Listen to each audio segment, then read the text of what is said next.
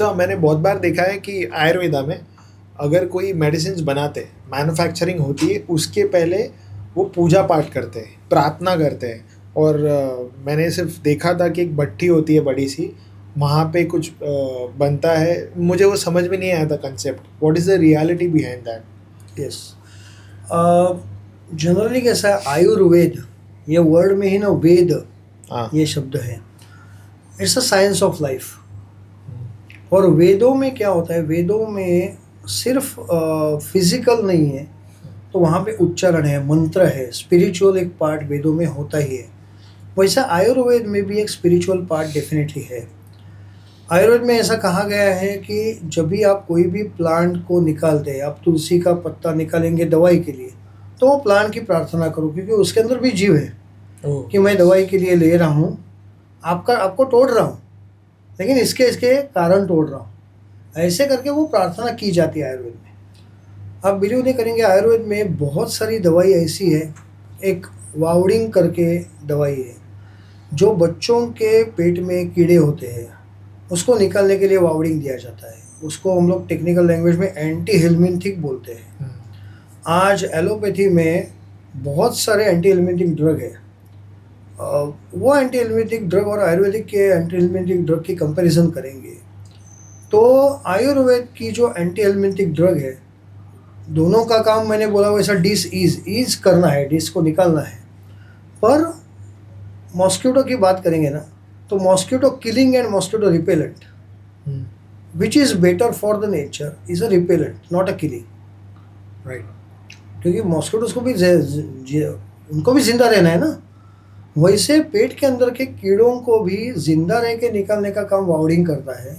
और ये सब जोल वाले यानी जेडो एली जिसके पीछे है, ऐसे सब एलोपैथिक मेडिसिन से वो मार के निकालते हैं। यानी आयुर्वेद पेट के अंदर के कीड़ों का भी ख्याल करता है, उसको भी जिंदा रहने का हक है, अपने को तकलीफ नहीं देना है। मॉस्किटो रिपेलेंट होना चाहिए, किलिंग नहीं होना चाहिए। This is a concept of Ayurveda. उनको भी जिंदा रहने का हक है। तो ये जो मंत्रोच्चारण और ये सब जो है ना, इसके विधि के बहुत सारे रीज़न हैं। मैं एक एग्जांपल बोलता हूँ, हम लोग भी वो करते हैं लेकिन अपने को दिमाग में नहीं है कि हम लोग वो फॉलो कर रहे हैं।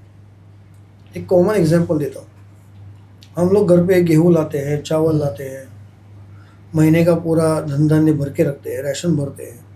वो डीमार्ट से लाए या कोई भी दुकान से लाए, डीमार्ट में आप चलो जाओ या कोई भी बड़े शॉपिंग मॉल में चले जाओ, चावल गेहूँ के अंदर बहुत सारे लोग हाथ डाल के देखते हैं कि कैसा है, क्या है क्वालिटी। समझता किसको भी कुछ नहीं, मेरे को भी नहीं समझता है, लेकिन देखते हैं हम लोग कैसे दिख रहा है। वैसे बहुत सारे लोग हाथ डालते हैं, उसमें से हर एक जन अफोर्ड नहीं कर पाता है। गरीब लोग भी आ रहे हैं वहाँ। दूसरी चीज़ आपने देखी होगी, ये जहाँ पे ये डिस्ट्रीब्यूशन हो रहा है, चाहे बनिया की दुकान हो या मार्ट्स हो, वहाँ पे जो चावल गेहूँ आ रहे हैं ट्रक से आ रहे हैं, ट्रक के अंदर बोरी भरी पड़ी है, बोरी के ऊपर 2 जन बैठे हैं, लोडिंग करने वाले, लोडर चालू है उनका, तंबाकू और ये सब, और बातें चालू है, रास्ते पे आ रहे हैं। वो क्या सोच रहे हैं पता नहीं, अच्छा बुरा गंदा बातों में क्या बातें हो रही है पता नहीं। ये हर एक संस्कार अन्न के ऊपर होते हैं, ऐसा आयुर्वेद मानता है। वेव्स है। और कहीं पे भी आप जाओ, कुछ भी आप खरीदते हैं, स्पेशली खाने की चीज़, वो हज़ारों लोगों ने देखी है, उसमें से काफ़ी सारे लोग ऐसे दे can not afford, they want but can not afford. Right. तो ये जो नज़र से देखते हैं, जो गलत संस्कार हुए हैं, उसको नलीफाई तो होना चाहिए, निगेटिविटी को नलीफाई करके ही पॉजिटिविटी होगी। तो हम लोग नर्सरी में थे, स्कूल में थे, आज भी नर्सरी स्कूल में एक कॉन्सेप्ट है कि खाना खाने के पहले आपका टिफिन खोल के प्रेयर करो, प्रार्थना करो ना भगवान की। क्यों? और वही कॉन्सेप्ट आपके सवाल में भी है कि ये प्रार्थना हर एक फैक्ट्री में होती है, क्योंकि हम लोग मेडिसिन बना रहे हैं आयुर्वेद की। घर में भी हर रोज़ ऐसा होना चाहिए कि खाना खाने के पहले भगवान को दिखाओ, भाई तुम्हारे वजह से मिल रहा है। जितनी निगेटिविटी डाली है वो पॉजिटिविटी में तू ही कन्वर्ट कर सकते हैं। हम लोग नैवेद्य दिखाने के लिए बोलते हैं। इसके लिए आयुर्वेद में हम लोग क्या करते हैं, कुछ भी चीज़ रॉ मटेरियल लाते हैं, उसको प्रोसेस करते हैं। हमें पता नहीं है रॉ मटेरियल कैसे आ रहा है हमारे यहाँ पे, हमें पता नहीं है कि कैसे उसको तोड़ा गया है, काटा गया है, पर दवाई तो बनानी है।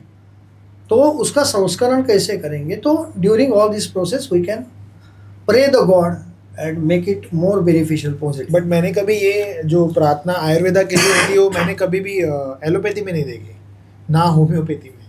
क्योंकि एलोपैथी के जो ड्रग्स है ना वो नेचर से नहीं बनते, वो फैक्ट्री में बनते हैं। तो मैं बहुत बार जब मैं डॉक्टर के वहाँ विजिट करता हूँ तो वो जब प्रिस्क्राइब करते हैं मेडिसिन तो वो कभी भी आयुर्वेदा मेडिसिन को प्रिस्क्राइब नहीं करते।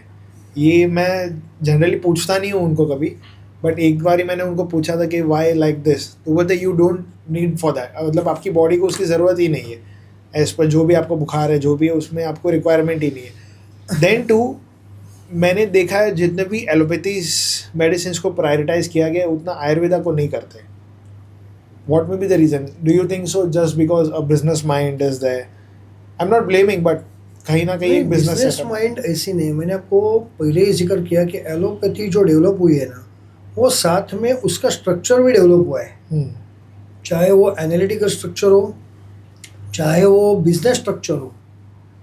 बिजनेस स्ट्रक्चर भी एलोपैथी का काफ़ी अच्छा डेवलप हुआ है। मैंने आयुर्वेदिक हॉस्पिटल्स, MBBS, MS, वहाँ पे सर्जरी की फैसिलिटीज़, ये सब जो डेवलपमेंट हुई है ना वो आयुर्वेद में वैसी नहीं हुई है। ओके। उनके लिए वो सब जरूरी है।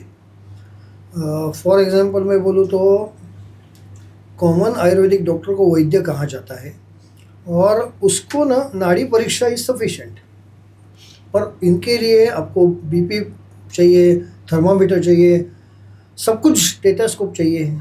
इसके लिए डेवलपमेंट वहाँ पे ज़्यादा हुआ है। Sir, do you believe in spirituality? I think everyone should believe in spirituality because we are having spirit in us. No, I saw the Yeah. Anirudh Bapu's. Aniruddha Bapu, he's like godfather. हाँ. उनको मैं मिला था लगभग 91-92 में, जब भी वो अनिरुद्ध बापू नहीं थे। He is basically MD medicine, doctor है वो। ओके। हाँ, ही इज़ MD मेडिसिन और काफ़ी नॉलेज तो है। नायर हॉस्पिटल में थे, he stood first in his class MBBS के लिए, MS के लिए, सो स्टूडियस पर्सन।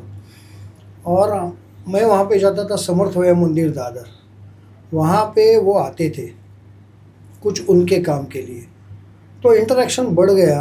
और उनके साथ जो अटैच होता है, आप कोई भी एक आदमी को ना एक आधा एक घंटा बात करेंगे उसके साथ, तो मालूम पड़ता है कि वो आदमी के अंदर क्या क्वालिटी है। और जब भी आप 1-2 साल रहते हैं और वो एक आध दो चीज़ आपके फ्यूचर के एक आध दो चीज़ बोल जाते हैं। ऐसे ही मैं एक एग्जांपल देना चाहूँगा। मैं जो स्पोर्ट्स से अटैच हूँ ना, मलखाम और जिम्नास्टिक्स, उसमें एक नेशनल गेम्स होते थे, उसमें महाराष्ट्र की टीम थी जिसमें 4 में से 3 लड़कियाँ समर्थ होया मंदिर की थी। और वो लड़कियों में एक अदिति करके लड़की थी जो कैप्टन थी महाराष्ट्र की। ये दिल्ली में थी कॉम्पिटिशन्स। Okay. और कॉम्पिटिशन शायद सैटरडे ये लोग गए थे, सैटरडे शाम को ओपनिंग सेरेमनी था। तो बापू ने वो टाइम पे, डॉक्टर ने वो टाइम पे बोला उनको कि अरे, हमने उनको बोला कि अदिति को मेडल्स मिलेंगे, 2-3-4 gold medals, she is good. तो बोले खेलेगी तो मिलेंगे ना। ऐसे ही बाद में निकल गई। तो शाम को मालूम पड़ा रात को 9-10 बजे कि ड्यूरिंग द मार्च पास्ट उन्होंने साड़ी पहनी थी और साड़ी में अटक के गिर गई और फ्रैक्चर हो गया उनका नी, शी कुड नॉट प्ले। और ये उन्होंने कुछ 10-12 घंटा पहले ही बोल दिया था। तो ऐसे बहुत सारे चीज़ है ना, ऐसे ही चलते चलते बोल जाते थे। अपने को ऐसा लगता है कि ये क्या है, हु इज़ ही। बाद में 96-97 फिर वो रिवील हुआ कि वो सदगुरु है, वो करते हैं, स्पिरिचुअलिटी है, संत है। और वो खुद साईं बाबा को मानते हैं, साईं बाबा के अवतार है ऐसे कहते हैं। और वहाँ पे फिर मालूम पड़ा कि जो साईं बाबा की एक किताब है साई चरित्र करके, हाँ, सदगुरु, तो वो खुद साईं बाबा के ही अवतार है ऐसे मानते हैं। तो साईं बाबा का एक साई चरित्र करके ग्रंथ है जो हेमाड़ बनते हैं, दाभोलकर करके उनका नाम है, उन्होंने लिखा है। आज भी बांद्रा में उनका बंगला है, वहाँ पे उनका वही घर ट्रेडिशनली मेंटेन किया गया है। लगभग 100 साल पुरानी बात है। साईं बाबा का निधन 1918 में हुआ है। ये लगभग 1910 से 1920 के बीच में लिखा गया ग्रंथ है। वो जो हेमाड़ पंथ थे, साईं बाबा ने बिफोर हिज डेथ 3 चीज़ें दी थी हेमाड़ पंथ को कि मैं आके लेके जाऊंगा। उसमें एक शालिग्राम था, एक माला थी और एक त्रिशूल था।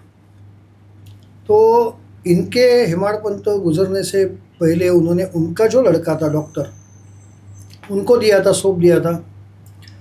फिर वो डॉक्टर ने अप्पा दाभोळकर उनके लड़के को दिया, ये 3rd जनरेशन। और जब भी 1995-96 में बापू वहाँ पे गए तभी उन्होंने वो अप्पा दाभोळकर को बोला था दूसरे तीसरे दिन ही कि मेरी चीज़ें मुझे लौटा दो। तो बोलते कौन सी चीज़ें, आप तो आए पहली दूसरी बार आए हैं। बोलते हैं नहीं, कपाट में रखी है तुम्हारी मेरी 3 चीज़ें, मुझे दे दो, मेरी है वो। तभी उनको वो रिवील हुआ। बाद में फिर धीरे धीरे फॉलोअर्स बढ़ गए। तो स्पिरिचुअलिटी मेरे हिसाब से ना अपने अंदर स्पिरिट है। मैं सबको यही कहता हूँ कि मैं बोल रहा हूँ, मैं कर रहा हूँ, मैंने ये किया, हम लोग बोलते हैं, लेकिन मेरे अंदर का हार्ट कौन चला रहा है? मैं तो नहीं चला रहा हूँ। बहुत सारी इन्वॉल्वेंट्री चीज़ है जो which is not in our control but it is in someone's control. तो वो जो पावर है, वो पावर को मानना पड़ेगा। आप कुछ भी नाम दे दो उसको, but you have to believe in that power and work in such a manner. आप ऐसे करो काम कि वो पावर अपने साथ है। अगर बुरा करेंगे तो अपने सामने है। We have to face that. तो ये सब करके आप करो तो life becomes easy. Sir, social media का ज़माना है, ट्रेंड में है सोशल मीडिया। मैंने देखा है कोविड के बाद अगर कोई ज़्यादा सोशल मीडिया पे एक्टिव है वो है आयुर्वेदा डॉक्टर्स। कहीं ना कहीं कहते हैं लोग कि उनको मेडिसिन पे भरोसे नहीं है, इसलिए they are making all kind of different reels so that they can get patients. What do you think a doctor should be on social media because उसके नेगेटिव इम्पैक्ट भी बहुत आ रहे हैं? प्रॉब्लम ऐसा है कि आज एलोपैथी या एलाइडपैथीज जो उनके प्रोजेक्शन के लिए जो कर रहे हैं, यानी not necessary allopathy, ayurvedic doctor ही आ रहे हैं। राइट। हम लोग एलोपैथिक डॉक्टर्स भी बहुत सारे देख रहे हैं। कोई बोल रहा है खाने के पहले पानी पियो, कोई बोल रहा है खाने के बाद पानी पियो। कॉन्ट्राडिक्टरी वहाँ पे भी है। Social media is available to everyone. We are also doing podcast because it is available for us. और उसमें मेरे को अभी होता कैसा है कि हम लोग दुनिया ना हमारे एंगल से देखते हैं। तो हमारे एंगल से मेरे को जो समझ में आ रहा है वही मैं सामने बोलूँगा। ऐसे ही आयुर्वेदिक डॉक्टर्स है, बहुत सारे आयुर्वेदिक डॉक्टर्स कर रहे हैं। उसमें से मैंने आपको लास्ट टाइम भी बोला था वैसा 10 to 15% of the doctors hospitals are good. Okay. Similarly allopathic doctors are also good, Ayurvedic doctors are also good. If you get an opportunity in the government sector और वो भी फार्मा में, आप क्या चेंज करेंगे? सर, अगर आपको एक अपॉर्चुनिटी मिलती है suppose in future government sector में, तो आप फार्मास्यूटिकल्स इंडस्ट्री में क्या चेंजेस करेंगे? पहली बात तो ये अपॉर्चुनिटी मिलना ये बहुत टफ है।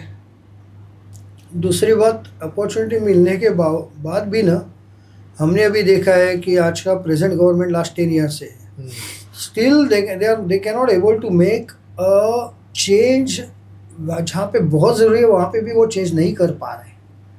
इसके लिए making a change is a very tough, क्योंकि कोई भी चेंज है ना, से चेंज इज़ अ कांस्टेंट। दुनिया में एक ही चीज़ कांस्टेंट है, वो बदलाव, और हर एक बदलाव को अपोजिशन आता ही है। इसके लिए मेरे हिसाब से वो एक आदमी के बस में नहीं है।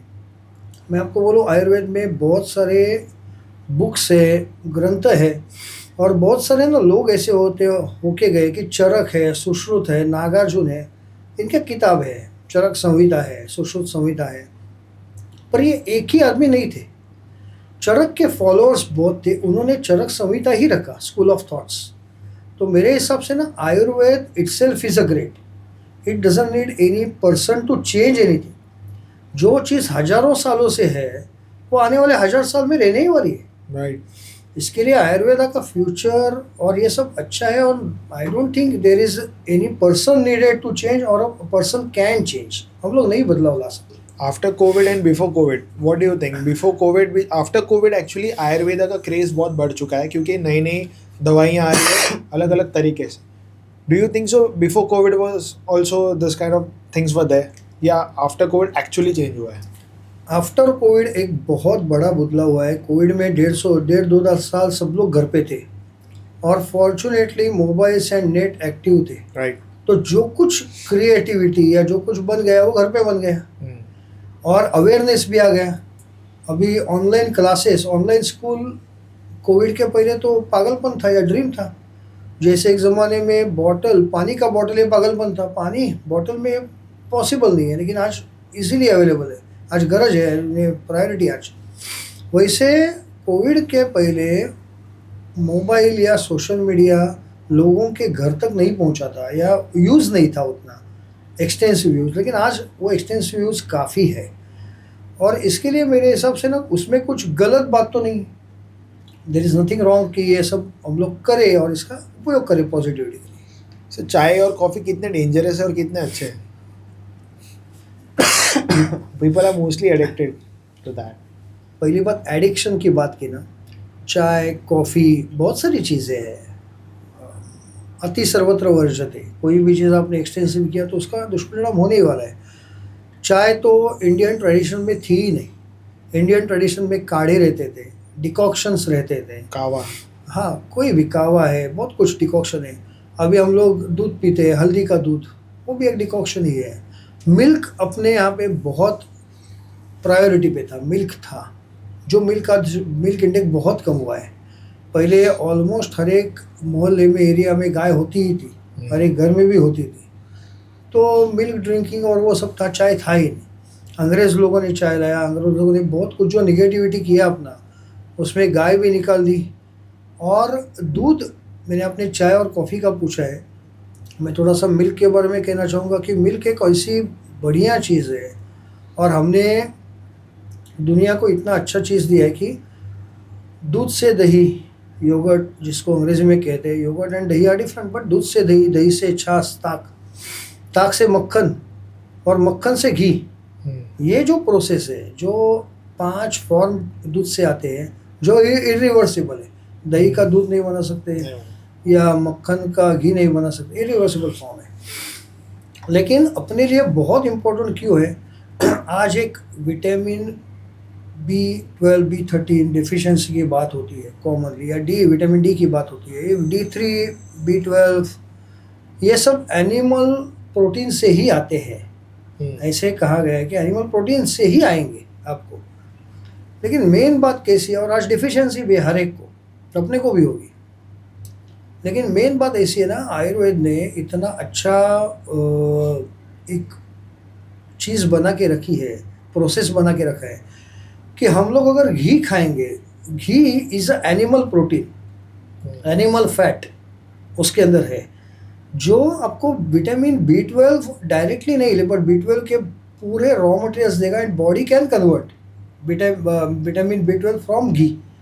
यानी जिसको विटामिन B12 या D3 की कमी है ना, वो 2-2 चम्मच घी सुबह शाम खाओ, देसी गाय का। Okay. Within a week the things will get cured, no need to take any other medicine. पर ये कॉन्सेप्ट थी। और आपने जो चाय कॉफ़ी का जिक्र किया है, सी नथिंग रॉन्ग इन इट, क्योंकि वो नेचर से ही है। वैसे टोबैको, सिगरेट अच्छी है बुरी है, टोबैको नेचर से ही है ना। तो आयुर्वेद में धूम्रपान विधि करके एक कॉन्सेप्ट है, यानी टोबैको 100% नॉट बैड। बीड़ी जिसको बोलते हैं, बीड़ी, बीड़ी इज़ अ नेचुरल थिंग। और कोई कोई रोग में आपको धूम्रपान करने के लिए भी कहा गया है। तो nothing is bad 100%, and nothing is good also 100%। आदमी में भी देखो बुराइयाँ होती है, अच्छा भी है। रावण भी बेचारा अच्छा ही था ना, पंडित था, शंकर का बहुत बड़ा भक्त था, लेकिन बुराई तो थी ना। इसके लिए चाय कॉफ़ी भी बुरी नहीं है, आप कैसे लेते हैं। अभी आजकल कुल्हड़ के चाय आ गए। हाँ। कुल्हड़ में चाय, मेरे को बहुत सारे, अभी आपका सवाल है लेकिन मैं पूछ रहा हूँ ऐसे ही मेरे लिए, ये कुल्हड़ का उपयोग क्या है? कुल्हड़ मिट्टी से बना है, राइट। तो मैं सबको ही बोलता हूँ कि आपका बिस्लरी बॉटल है, प्लास्टिक में है पानी, राइट। आपको उसको डिटॉक्सीफाई करना है, कुल्हड़ में पियो। प्लास्टिक का बॉटल से कुल्हड़ में रखो 2 मिनट, फिर कुल्हड़ से पियो, तो माइक्रो प्लास्टिक निकाल ताकत कुल्हड़ में है। तो ऐसे आप उसको ना चेंज करके पॉजिटिव बना के पी सकते हैं। Is it dangerous to have tea in plastic glass also? 100%, anything in plastic is dangerous, Okay. Anything. इसके लिए चाय कॉफ़ी कुल्हड़ में पीने की कोशिश करो। Glass is also natural thing, glass में पीने की कोशिश करो। प्लास्टिक तो 100% अवॉइड करो। सर ऐसे कहा जाता है कि पानी भी जो है वो तांबे के जग में ही रखना चाहिए और उसी में से पीना चाहिए, and it gives a lot of positive vibes to the body. Is it true? 100% it is true. मैं आपको एक ये बहुत बड़ी चीज़ है। ऐसे तांबा यानी कॉपर हम लोग बोलते हैं ना, हम लोग महाराष्ट्र में तो ट्रेडिशनली वो जो बर्तन में पानी रखते थे उसको तांबिया करके ही बोलते थे। तो कॉमन नेम इज तांबिया, यानी तांबा का, कॉपर का ही है बर्तन। पहले के महाराजा राजा सोने के थाली में खाना खाते थे। राइट। और आज भी हम लोग देखेंगे तो बच्चों को, नया बच्चा हुआ है उसको मिल्क चालू करना है तो उसको चांदी के बर्तन में से देते हैं, बराबर। ये स्पेसिफिक है। और ये स्पेसिफिक क्यों है? एक मॉडर्न साइंस के हिसाब से आप देखेंगे ना, एक पीरियोडिकल टेबल नाम का चीज़ है, यानी पूरे जो 150-200 जो एलिमेंट्स है दुनिया में, उनका प्रॉपर्टी के ऊपर उसको प्लेस किया गया है पीरियोडिक टेबल में। यानी हाइड्रोजन का एक ही इलेक्ट्रॉन है, एक ही प्रोटॉन, एक ही न्यूट्रॉन है, एक ही है हाइड्रोजन, इसके लिए H1 बोलते हैं। ऑक्सीजन में 8 इलेक्ट्रॉन है, 8 प्रोटॉन है, 8 है। ऐसे आप देखेंगे तो कॉपर में 29 इलेक्ट्रॉन, 29 प्रोटॉन ऐसे है। कॉपर के नीचे सिल्वर है जिसको Ag बोलते हैं, Ag करके लिखा है, Cu Ag, और उसके नीचे है Au यानी गोल्ड। ओके। और अपने ट्रेडिशन में कॉपर, सिल्वर और गोल्ड को बहुत महत्व दिया गया है। स्पेशली गोल्ड को आप देखेंगे तो ऑर्नामेंट्स में हम लोग वापरते हैं। हालांकि गोल्ड अपने यहाँ पे बहुत कम मिलता है या मिलता ही नहीं, बाहर से ही गोल्ड ला रहे हैं। राइट। लेकिन गोल्ड का मैक्सिमम यूसेज ऑर्नामेंट की तरफ, ऑर्नामेंट के एंगल से इंडिया में ही। और उसमें भी देखेंगे तो हिप के ऊपर गोल्ड, हिप के नीचे सिल्वर, ये कॉन्सेप्ट है। क्योंकि सिल्वर अलग टाइप की निगेटिविटी निकालता है। कॉपर, सिल्वर और गोल्ड के बाहर आउटर यानी एटम को आउटर मोस्ट ऑर्बिट जो है इलेक्ट्रॉन की, उसमें एक ही इलेक्ट्रॉन होता है, और जिसके बाहर एक इलेक्ट्रॉन है वो कंडक्टिव अच्छा होता है। इसके लिए कॉपर की तार अच्छा कंडक्ट करती है, क्योंकि इलेक्ट्रॉन एक्साइट होता है। वो इलेक्ट्रॉनिक्स की बात करेंगे तो इलेक्ट्रॉन एक्साइट होकर फिर इलेक्ट्रिकल कंडक्शन होता है। तो कॉपर अलग टाइप का निगेटिविटी निकालता है, सिल्वर अलग टाइप का निकालता है, गोल्ड अलग टाइप का निकालता है। इसके लिए जो बच्चों में सिल्वर में मिल्क, क्योंकि बच्चों को मिल्क ही देना है और मिल्क की निगेटिविटी निकालनी है तो आपको सिल्वर में ही जाना चाहिए। पानी की निगेटिविटी निकालनी है तो आपको कॉपर में ही जाना चाहिए। और पहले के जो राजे महाराजे थे ना, किंग्स, उनको ऐसे कहा जाता था कि वो गोल्ड के थाली में खाना खाए। वो उनका वेल्थ दिखाने के लिए नहीं था, उनको ना सामने मारने वाला कोई नहीं था, वो एकदम शूरवीर थे ना। लेकिन उनको हमेशा डर था कि वो कहीं पे भी जाएंगे, कैसे भी जाएंगे तो फूड पॉइजनिंग होगा। जैसे हम लोग बोलते हैं कॉपर बहुत अच्छा पॉजिटिविटी देता है, निगेटिविटी निकालता है। गोल्ड की एक खासियत ऐसी है कि mercury is a heavy metal which is a poisonous. Mercury very dangerous, आदमी को मार देता है। तो ये मर्क्यूरी पॉइजनिंग, या नेचर में बहुत सारे पॉइजनस प्लांट्स होते हैं। जैसे एक प्लांट है एकोनिटम करके बोलते हैं उसको, एकोनाइट या एकोनिटम, उसको कहा जाता है अतिविष, हेवी पॉइजन। 5 ग्राम खाएंगे तो आदमी मर जाए। तो ऐसी चीज़ और नेचर का है वो एकोनिटम, यानी अपना अदरक जैसा, हल्दी जैसा दिखता है। वो अगर पिस के डाल दिया किंग के खाने में तो मालूम नहीं पड़ेगा उसको, या मर्क्यूरी डाल दिया। लेकिन सोने के थाली में अगर नेचुरल पॉइजन डाल देंगे ना तो वो पॉइजन ही रहता नहीं। मर्क्यूरी डालेंगे तो मर्क्यूरी सोना उसको कन्वर्ट करता है। That is the beauty of the gold, negativity निकाल देता है। इसके लिए आपको याद होगा एक कहावत यानी कहानी ऐसी है कि मीरा जो थी, कृष्ण भक्त मीरा, उसको विष का प्याला दे दिया था पीने के लिए, उसके लेवर में, ये पियो। और वो चांदी का था, और वो प्याले में कैसा दूध की खीर, उसमें पॉइजन डाला है, और वो चांदी में है, तो चांदी में पॉइजन ही नहीं रहेगा। That is a beauty, absorb. Negativity निकाल देगा। सो इसके लिए तांबा, कॉपर, उसका वापर पानी के लिए करना, सिल्वर का वापर दूध के लिए करना, गोल्ड का थाली खाने के लिए करना, ये ट्रेडिशंस थी।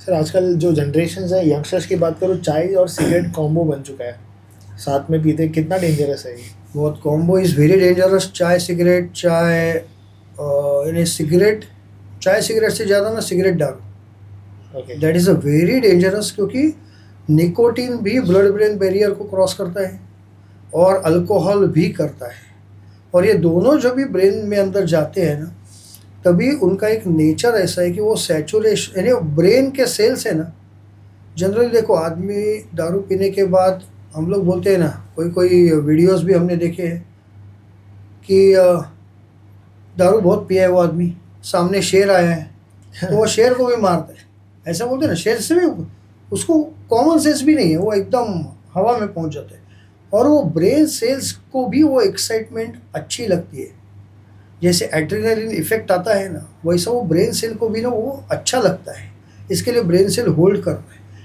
इसके लिए आप सिगरेट दारू combination is very dangerous, cigarette चाय कॉम्बिनेशन इज़ ऑल्सो डेंजरस, क्योंकि दोनों में टैनिन है।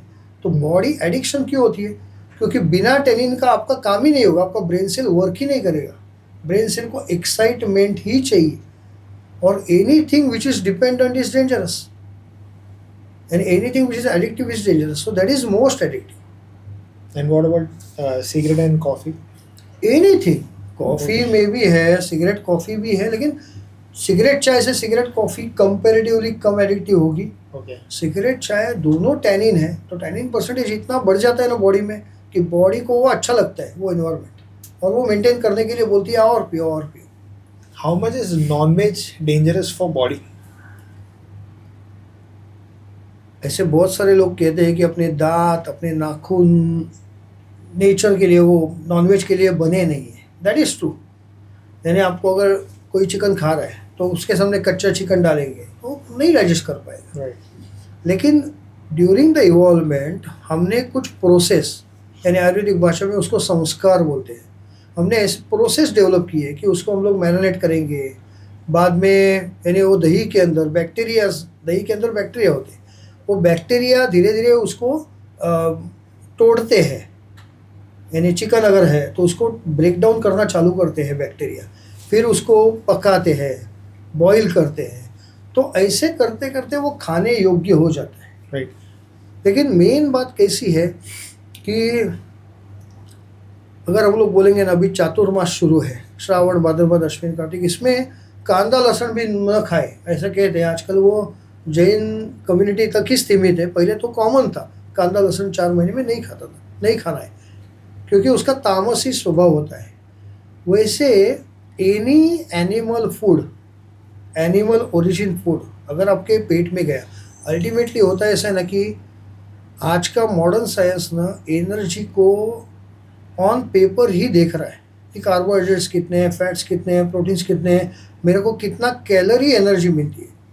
लेकिन ये सबके अलावा और एक चीज़ है जो मैंने आपको अभी बोला था ना कि भगवान की प्रार्थना करो, क्योंकि कोई भी दवाई हम लोग बनाते हैं तो भी भगवान की प्रार्थना करते हैं। खाना खाने से पहले भगवान की प्रार्थना करो, चाहे आपकी माँ अच्छा खाना बनाती है फिर भी भगवान की प्रार्थना करो। वैसे नॉनवेज के जो सेल्स है उसके अंदर जीव है ही, राइट। और वो जो जीव है वो हंसते हंसते तो कट नहीं गए, तो उसका एक इम्पैक्ट बॉडी के अंदर होता ही है, और वो तामसी स्वभाव आता ही है। यानी आपको फिजिकली कुछ करना है, अभी राजा महाराजा है, आपको फाइटिंग भी करना है, आपको जिम करना है, आपको ओलंपिक्स खेलना है, आपको मैराथन खेलना है, आपको क्रिकेट खेलना है एक्सटेंसिव लेवल पे, तो नेचुरली बॉडी की रिक्वायरमेंट के हिसाब से आपको खाना पड़ेगा, एनर्जी के हिसाब से खाना पड़ेगा, क्योंकि प्रोटीन जो है ना उतना वेज में प्रोटीन्स उतने मिलते नहीं, कॉमन मैन को जितना आवश्यक है उतना मिलेगा। लेकिन आप अगर देखो ओलंपिक्स में आप जाएंगे ना, 100 मीटर की जो स्प्रिंट होती है, 100 मीटर रनिंग, वो अंडर 10 सेकंड है। यानी आज आदमी 1 सेकंड में 10 मीटर 30 फुट जा रहा है, इतना फास्ट एनर्जी उसका स्पेंड हो रहा है, जा रहा है। A common man cannot go, लेकिन वो सुपर ह्यूमन जैसे हो गए, उनके लिए तो वो ज़रूरी है। Then to like veg में भी obviously compared to non-veg there is a lot of proteins. अगर हम sprouts की बात करें तो नहीं, स्प्राउट्स में प्रोटीन है, पर the amount you need to eat are very much more. हाँ, उतना खाने की कैपेसिटी अपने यहाँ पे आज नहीं है, उतना खाने का समय ही नहीं है। यानी आप जनरली कैसे है, अपने दोनों हाथ अगर आप फैलाएंगे ना, हम लोग जो बोलते हैं ना दुआ मांगते हैं हाथ जोड़ के, उतना जो एरिया है that is sufficient volume for you to have a food intake. आपको कितना खाना चाहिए, आपके दोनों हाथ फैला के जोड़ दो, उसमें जितना आएगा उतना आपको खाना चाहिए, चाहे कोई भी हो। लेकिन उसके अंदर डाले हुए प्रोटीन आपको सफिशिएंट नहीं होंगे for that super human type, लेकिन उसके अंदर डाला हुआ चिकन सफिशिएंट होगा। प्रोटीन रिक्वायरमेंट आपकी बहुत ज़्यादा बढ़ गई, आप नहीं बढ़ाई, और उतना हम लोग खा नहीं सकेंगे। then a person should be vegetarian or non-vegetarian. Obviously it depends on their choices. See, आजकल ऐसा हुआ है कि वेगन करके भी एक कॉन्सेप्ट आ Yeah. गई कि जो एनिमल ओरिजिन से कुछ भी लेते नहीं है। पर मैं डेफिनेटली एक बात कहना चाहता हूँ कि अपने बॉडी के अंदर भी लगभग 200 के ऊपर बैक्टीरियाज है। मेनी नॉन-वेज थिंग्स और external bacterias are living, internal bacterias are living inside our body. तो ये है ही, ये नेचर है, वो भी नेचर है, ये भी नेचर है, फॉर्म अलग है। यानी नॉनवेज लेना या नॉनवेज खाना कुछ बुरी बात नहीं है, लेकिन डेफिनेटली वेज में भी अपने को सब कुछ मिलता है। जो नॉनवेज में मिलता है वो वेज में मिलता है। अगर किसको ऐसी है कि वेज ही खाना है तो वेज ही खाना है। लेकिन नॉनवेज में कैसे है, नॉनवेज खाना लोग क्यों पसंद करते हैं? नंबर 1 टेस्ट, उनको तीखा चाहिए, जो टेस्ट वेज में भी है, लेकिन वो एक है। दूसरी बात ऐसी कि नॉनवेज का आप पूरा खाना देखेंगे, वेज और नॉनवेज में फ़र्क ऐसी है ना, फ़र्क ऐसा है कि nonveg needs more preparation than veg always. Okay, तो ये more preparation, more time given to prepare nonveg than veg. Veg फटक से तैयार होगा, नॉनवेज को बहुत टाइम जाएगा। तो वो बहुत टाइम जो जाता है ना, वो जो एनर्जी और वो जो उसका फॉर्म चेंज होता है ना, that is more acceptable for your mouth. अभी whether chewing gum is good और नॉट, बट वो ठीक है, एक्सेप्टेबल है ना। खाना खाना चाहिए क्या च्युइंग गम? नहीं खाएंगे तो भी फर्क नहीं पड़ेगा, खाएंगे। अभी एक टिबियो मैंडिबुलर जॉइन होता है एक अपने यहाँ पे, उसको अगर आपको वीक है तो आप च्युइंग गम खाओ दिन में 4 बार, स्ट्रांग हो जाएगा। बॉक्सर लोग देखेंगे तो बॉक्सर लोगों को कंपलसरी च्युइंग गम खाने बोलते हैं। बॉक्सर्स है, रग्बीज है, फुटबॉल प्लेयर्स है, जहाँ पे इम्पैक्ट होना है वहाँ पे च्युइंग गम खाना, you have to make this thing strong. तो आपको कुछ अलग करना है तो आप डेफिनेटली नॉनवेज खाओ। लेकिन खास करके ना जो ब्रेन, यानी कैसे होता है कि बुद्धिजीवी और श्रमजीवी 2 लोग होते हैं। कोई लोग खाली बुद्धिजीवी होते हैं, ब्रेन यूज़ करते हैं, कोई लोग फिजिक यूज़ करते हैं।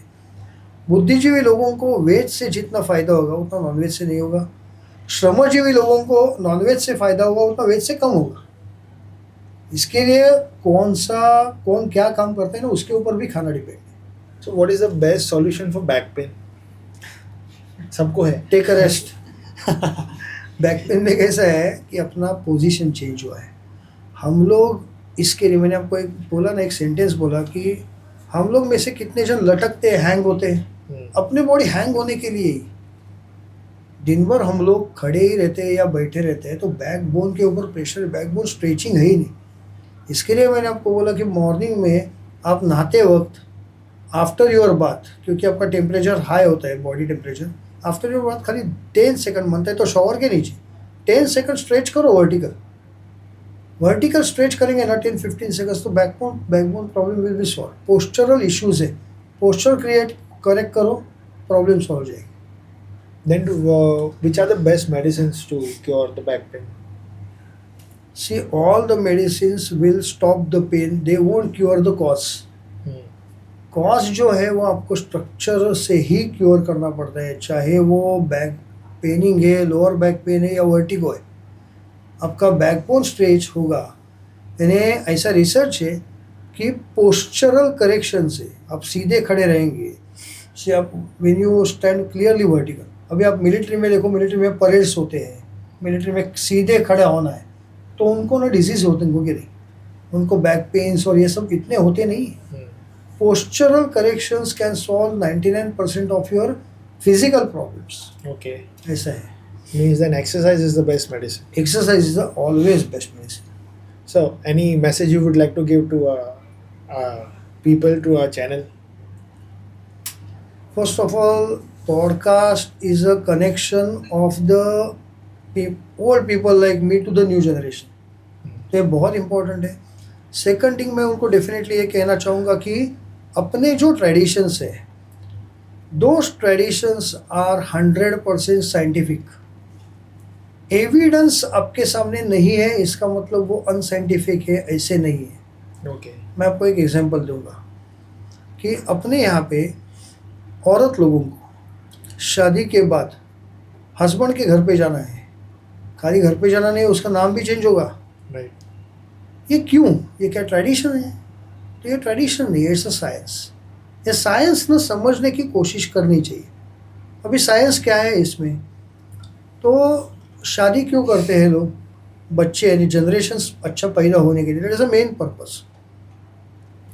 तो होता ऐसा है कि मॉडर्न साइंस ये मानता है कि XX एंड XY दो क्रोमोसोम होते हैं। फीमेल में XX क्रोमोसोम, मेल में XY क्रोमोसोम। और जो सेक्स ऑफ द फीटस है, आपको लड़का होगा या लड़की होगा, वो डिपेंड करता है फादर के ऊपर। फादर का X अगर मदर के X से मिला तो लड़की होती है, फादर का Y अगर मदर के X से मिला तो लड़का होता है। यानी लड़का या लड़की डिपेंड्स 100% ऑन द फादर। मैं उसको कोर ऑफ द फीटस बोलता हूँ, सेक्स ऑफ द फीटस नहीं, क्योंकि पूरा कोर फादर के ऊपर है। अभी आप एक इमेजिन करो कि कश्मीर की एक लड़की है, बहुत खूबसूरत है और बहुत रईस है, बहुत सारा पैसा है उसके पास। उसको राजस्थान के एक लड़के से प्यार हो। कश्मीर में 0 डिग्री, राजस्थान 50 डिग्री, ये गोरी वो काला, लेकिन प्यार अंधा होता है। प्यार हो गया, शादी। अभी वो बोलती है लड़की ने, मैं वहाँ पे क्यों आऊँ, गर्मी में तू इधर आ जा। वो वहाँ पे गया, शादी हुई, लड़का लड़की हुई, जो कुछ उनको होगा वो। तो वो बच्चे का जो कोर है वो डोमिनेटिंग है फादर के क्रोमोसोम से। Right. तो उसको एटमॉस्फेयर कौन सा इंपॉर्टेंट है? फादर के यहाँ का, in order to nurture the child. उसका खाना पीना, temperature, in order to develop that child even inside her womb. Father का क्लाइमेट इज इम्पॉर्टेंट, फादर का खाना इज इम्पॉर्टेंट। इसके लिए लड़कियों ने शादी करके हस्बैंड के यहाँ पे जाना है। हस्बैंड नहीं आएगा, क्योंकि उनके पेट में जो बच्चा होगा उसका कोर फादर डिपेंड करता है। इसके लिए जो ट्रेडिशंस है ना, पूरे साइंटिफिक है। कुछ भी अपने ट्रेडिशंस ले लो, every tradition is a scientific. ये कोई आज के दिन तैयार नहीं हुए। इसके लिए मैं नए जनरेशन को वही बोलता हूँ कि आप सोचो, आप रिसर्च करो, ये क्यों हो सकता है। और ये शायद हर एक चीज़ डॉक्यूमेंटेड नहीं होगी, पर यू आर द जनरेशन, आपके ऊपर है, तो आप डॉक्यूमेंट करो। सर, जैसे कि यंगस्टर्स की बात करूँ, currently there are lot of people, youngsters जो एजुकेटेड है, then to they are not able to like take a decision for their professional life. मतलब डिग्री होने के बावजूद भी वो ब्लैंक है कि यार अब आगे क्या करना है। कहीं ना कहीं एक मूड चेंज हो जाता है कि यार ये इसमें पैसा ज़्यादा है तो ये करना है। If I talk about past 30 years back, जो हमारे पेरेंट्स हैं उनके लिए बहुत ईजी था कि हाँ अभी ये फैमिली बिजनेस है तो ये करना है, नहीं तो ये करके निकल जाना। एक एज गैप भी है, तो यंगस्टर्स के लिए आप क्या मैसेज देना चाहेंगे, those who are blank to take a decision for their career? Right, एक सिंपल मैसेज है, और आप लॉजिकली भी देखेंगे तो भी आपको मालूम पड़ेगा। सिंपल मैसेज यही है कि आउट ऑफ द बॉक्स कुछ करो। अभी आप वर्ल्ड के 10 बिलियनियर्स को देखेंगे, मैं नाम नहीं लूँगा, लेकिन आप ही देखो, उन्होंने आउट ऑफ द बॉक्स ही किया है। यानी इलॉन मस्क का अगर हम लोग नाम लेंगे, नाम लेके अगर बोलना है तो नासा ने कभी सोचा नहीं था सपने में कि ये रॉकेट वापस वर्टिकली लाए, लेकिन इलॉन मस्क ने वो सोच के आज काम भी कर रहा है वो उसके ऊपर। तो out of the box thinking करेंगे ना, और उसमें कोशिश करेंगे, तो डेफिनेटली आपको एक डायरेक्शन अपने आप मिल जाएगी। पहले कैसा था, पहले जॉब करना है, अपना कुटुंब का पालन करना है, वही था। आज सब कुछ रेडीमेड है आपके आजू बाजू में। तो आउट ऑफ द बॉक्स सोचो, और सोचने में ऐसे सोचो कि हम लोग ये अर्थ को, ये लोगों के लिए क्या हम लोग कैसे अच्छा बना सकेंगे। अभी हम लोगों के पास मोबाइल है, मोबाइल तो एक दिन में नहीं आया। किसने कैमरा ढूंढा, किसने माइक्रोफोन ढूंढा, किसने इलेक्ट्रॉनिक्स ढूंढा, किसने बैटरी ढूंढी, किसने टॉर्च ढूंढा, किसने सीपीयू ढूंढा। ये सब कॉम्बिनेशन भी किसने किया ना, मोबाइल का। तो ऐसे आप सोचो अलग अलग। आज के बच्चों को ना स्पून फीडिंग ही है, वो सोचते नहीं है। अलग सोच के कुछ करना शुरू करो तो अपने आप रास्ता मिल जाएगा। सर एक डिफरेंस ऑफ ओपिनियन होता है फादर और बच्चे के बीच में, तो वो नेचर होता है या फिर एक व्हाट इज दैट? नहीं, नेचर तो है, पर हम लोग बोलते हैं ना हमेशा कि हमारे हमारे वक्त वो नहीं था, तुमको सब मिल रहा है। लेकिन तुम्हारे वक्त जो था वो तुम्हारे पिताजी के वक्त भी नहीं था। तो ये मेरा बचपन अलग लेवल का ही होगा। जैसे मैंने आपको बोला, चेंज इज़ अ कांस्टेंट। मेरे बच्चों का बचपन अलग लेवल पे होगा, उनके बच्चों का बचपन अलग लेवल पे होगा। तो ये गैप जो है ना, वो गैप रहेगी। ये तो पहली बात तो एज गैप है। दूसरी बात तो बहुत सारे हम लोग बोलेंगे एक इलेक्ट्रॉनिक गैप है, क्योंकि आज नया बच्चा, 1 साल का बच्चा, 4 महीने का बच्चा आराम से मोबाइल स्वैप कर सकता है। जो 80 साल की औरत को सिखाना पड़ेगा अपने को, और कैसे करना है, फर्स्ट टाइम मोबाइल देखा तो young generation are very smart with the gadgets. और वो अभी जेनजी की बात करेंगे ना, ये आज का जनरेशन, एक 2-4 दिन पहले ही मैंने एक सेंटेंस सुना, और वो सेंटेंस का मीनिंग मुझे समझने में थोड़ा टाइम लगा। कि सेंटेंस ऐसा था कि डोलुलु इज़ अ न्यू सोलुलु। क्या है ना, तो delusion is a new solution. ये समझने में टाइम लगेगा। तो उनका ना परिभाषा भी चेंज हुआ है। ये नॉट ओनली ये जनरेशन गैप, ये थॉट प्रोसेस गैप है, वर्ड गैप है। हम लोग जो एटीवी बोलते हैं, लोगों को नहीं समझते। अरे ऑल द बेस्ट है शॉर्ट फॉर्म। मेरे पिताजी अगर होते आज तो उनको नहीं समझता ये क्या लिखा है। और यहाँ पे मैं और एक बात कहना चाहता हूँ कि ये जो डोलुलु, सोलुलु, एटीवी शॉर्ट फॉर्म है ना, भारतीय भाषाओं में पॉसिबल नहीं है। अब करके देखो, उसको कट करेंगे तो अच्छा दूसरा वर्ड ही बनता है। वो अंग्रेजी में ही पॉसिबल है, क्योंकि इट इज़ अ मोर और लेस ड्राई लैंग्वेज। इसके लिए वहाँ पे ही पॉसिबल है। और वो लैंग्वेज बैरियर भी है, मोबाइल्स जनरेशन बैरियर भी है। अभी हमारे ज़माने में ब्लैकबेरी नाम का एक मोबाइल था, वो मुझे नहीं समझ में आता था। आज आईफोन नहीं समझ में आते हैं कि आईफोन में पीछे कैसे जाना है। ये बच्चे समझाते हैं एक ही बटन होता है, लेकिन नए बच्चों को बोलने की ज़रूरत नहीं। तो ये गैप जो है ना, वो होने ही वाला है। So the most important question now, as per the Ayurveda, as per the science, as per the pharmaceuticals, masturbation अच्छी चीज़ है या बुरी है? टेक्निकली मानव हम लोग हैं। हम लोग बाजू के एनिमल से, यानी अपने आजू बाजू के एनिमल से अलग है। अपने को मन है अपना, उनका ना, उनको भी मन है, पर उनका मन बहुत लिमिटेड है। यानी अगर हम लोग डॉग की बात करेंगे तो डॉग का हर एक का ना एक पीरियड होता है जहाँ पे वो सेक्सुअल इंटरकोर्स करते हैं और फैमिलीज बढ़ाते हैं। पीरियड के अलावा कुछ कोई करते नहीं है। तो अपने यहाँ पे कैसा है कि मन है तो जिसमें आपको प्लेजर है वो करना ही मन चाहता है ना। हम लोग एक यानी अपने फ्रेंड सर्कल भी ऐसे होते हैं कि जो मेरे को अच्छे लगे, हम लोग उसको अंग्रेजी में बोलते हैं कंफर्ट जोन। अपना कंफर्ट जोन ही हम लोग बनाते हैं। ऐसे मैस्टरबेशन में कंफर्ट जोन अपने आप बनता है जो इंडिविजुअल है, ना ही उससे कुछ हार्म है किसको। और मैं कंफर्ट जोन बनाता हूँ, मैं वो इस्तेमाल करता हूँ, एंड मैं वो एंजॉय करता हूँ। प्रॉब्लम क्या है कि आयुर्वेद क्या कहता है मैस्टरबेशन के बारे में, कि ओज करके एक कॉन्सेप्ट है जो मॉडर्न कोई भी मेडिसिन को भी पता नहीं, या मॉडर्न इंस्ट्रूमेंट को दिखाई नहीं जाती। जैसे मैं अगर आशीर्वाद दूंगा तो आशीर्वाद कैसे दिखाएंगे आप, ये समझने की बात है। वैसा ओज ये कॉन्सेप्ट भी समझने की बात है। अभी मेंस की बात करेंगे ना, तो मेंस के जो स्पर्म्स निकलते हैं, मेंस और वुमेन्स दोनों का मैस्टरबेशन और प्लेजर थोड़ा थोड़ा अलग है। मेंस की बात करेंगे तो स्पर्म्स जो निकलते हैं ना, इजैकुलेट होते हैं, वो कुछ माइक्रो सेकंड्स पहले, सेकंड भी नहीं, तैयार होके निकलते हैं। तब तक वो स्पर्म नहीं होते, तब तक वो सेल फॉर्म होते हैं एकदम लास्ट। And once they converted once they get converted into the sperms, वो बॉडी रिटेन नहीं कर सकता है, वो उसको निकालना ही है, नहीं तो हार्म होगा। ओके सो ये बॉडी का नेचर है। तो ओज यानी क्या कि आप मैस्टरबेशन करेंगे तो वो अपने सेल को कन्वर्ट होके वो निकल जाएगा। And sperms are the purest form of our body, क्योंकि वो बेस्ट ही देना है।